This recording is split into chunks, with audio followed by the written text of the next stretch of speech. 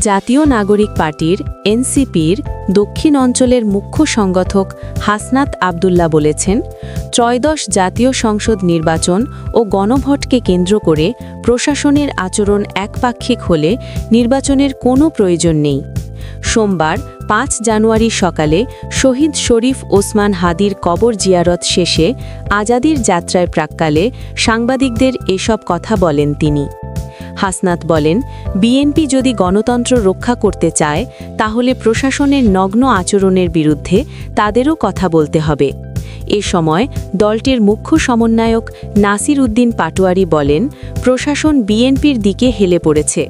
সরকারি কর্মকর্তারা শেখ হাসিনার আমলের মতো আবারও অফিস বাদ দিয়ে তারেক রহমানকে স্বাগত জানাতে গিয়েছিলেন। আমরা চাই না গোলামির দিকে কেউ হেলে পড়ুক। তিনি বলেন, আজও ওসমান হাদির খুনিদের ট্রেস করতে পারেনি সরকার। হাদির আজাদির লড়াই আজ থেকে আমরা শুরু করলাম। 11 দলীয় জোট আজাদির জোট হয়ে কাজ করবে। আমরা গোলামির রাজনীতি করব না। তিনি আরও বলেন, শাহবাগ, রমনা এলাকাগুলোকে আজাদির এলাকা ঘোষণা করলাম।